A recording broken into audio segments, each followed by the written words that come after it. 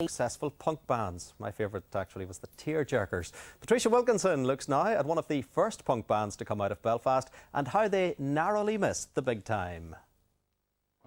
This part of Belfast used to be a hive of punk activity. Behind me to the left was the Harp Bar where the band used to play, and down this alleyway was Wizard Studios. Punk bands aiming for the big time recorded there, and one such band was RUDI. Described as glam punk by one pundit, the trio was the first outfit to be signed by maverick record guru Terry Hooley. Radio presenter and former punk musician Johnny Hero says the band had a massive following here. RUDI, in the early days, a bit like the Stiff Little Fingers. In fact, I think they maybe worked in tandem. They used to hire out hotel function rooms to have punk nights. And of course, I think remember Brian telling me that they would have to pretend to be like, we're hiring this for the Women's Institute, or we're hiring it for the bowling club or whatever, and then all these punks would turn up and wreck the place. I mean, or not wreck the place, but they only ever were able to do their gigs as one-offs. They were never allowed back again. Everyone involved in the music scene here was surprised when RUDI didn't make it big. They were the first signings to Good Vibrations. Big Time was released on a couple of occasions, and it's a fantastic single. And I mean, it was a great surprise at the time when RUDI weren't the band from here that made it. I know everyone was proud of the Stiff Little Fingers, the Undertones, even Protex were signed by Polydor. But it was like everyone just, it has to be RUDI's turn next, has to be RUDI's turn. And it didn't happen. Drummer Graham Marshall and bass player Ronnie Matthews are no longer involved in the music business. Graham works in sales while Ronnie is in the building trade. Former lead singer Brian Young, however, still has the music bug.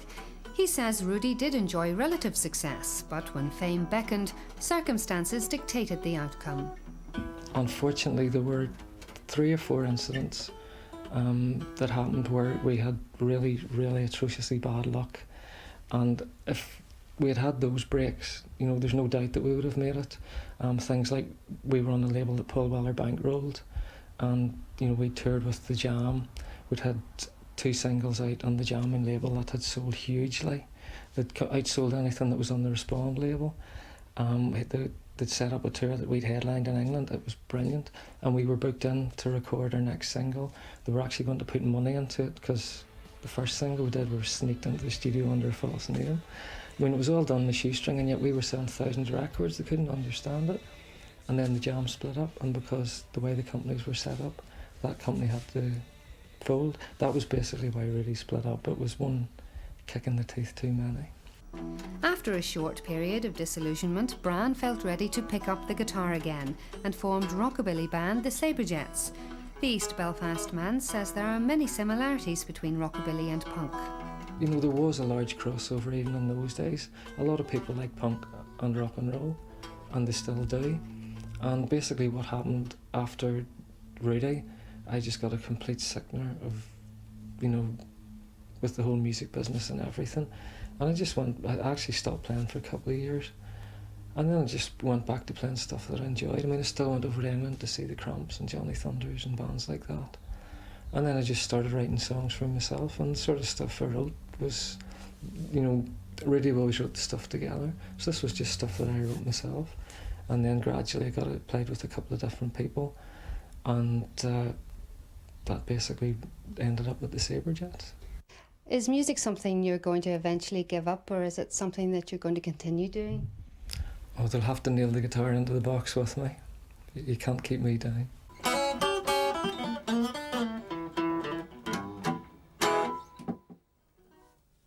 Yeah, actually, the Saberjets, a good group too. Now, tomorrow we look at the band that put the push into punk.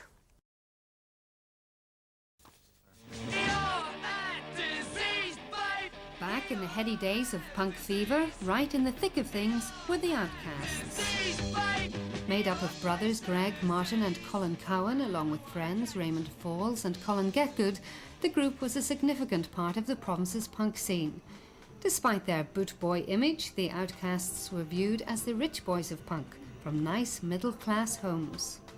Well, we're from the Malone Road, but we were working class boys too. I mean, you know, my parents or my father did well. I mean, that's not my fault. I mean, he brought us up as working boys. We worked We played in the band, but we also painted as well. We were workers, and I'm proud of that there. But what really made them stand out amongst punk bands here was the fact that they had a much coveted PA system.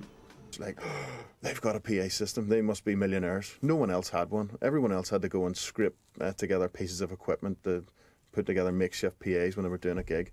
But the Outcasts had a proper PA system. And I suppose that led to, you know, the grumblings that did go around. The Outcasts were yet another signing of punk maestro Terry Hooley. His first impressions of them were mixed, to say the least. The night I went to see Rudy, the Outcasts were a support band, and I thought they were desperate. And I just didn't get into them at all at the beginning. I ended up managing the band, and yet, I loved the band. I loved the band dearly. I loved all the songs. The thing about us is that we weren't the most talented musicians in the world. It wasn't like we could like throw our hand to jazz or anything else. I mean, it was very, very basic stuff. Plenty of energy, but not the best musicians. By the late 70s, the Outcasts had cultivated a large following abroad as well as at home. But after the death of Colin Cowan in a car crash in 1981, the band was hit hard, and a few years later they put away their instruments for good. Colin was actually the original member. It was him that got us all together. It was Colin's decision. He was possibly the worst drummer there ever was, but as far as holding the band together, that was Colin's strength. Well, we'll finish this door frame here, and we'll go on through and do these door frames. Right. Have you done anything about the damp area there? No, I'll fix that up in a wee minute. I go and check out now. Greg and two other members of the group have swapped pogoing for paint. He works with brother Martin and former lead guitarist Colin Getgood in the painting and decorating business. Scenes like this are now more familiar to the trio, and it's a world away from the madness of the punk era. Painting and decorating is not the most glamorous job in the world, but it's a job and I can do it, and I'm very, very grateful that it's there. Some people still play. A lot of bands have reformed over the last couple of years. There is definitely a new interest in it. Personally, I despise that there. I mean, I really do. Punk music was for 19, 20-year-old kids. Fair enough if you're a 20-year-old kid now liking that there, but there's nothing worse than seeing sad middle-aged men singing teenage love songs. I mean, I think that's terrible. Any regrets? Millions. We should learn their instruments first. I always regret that there.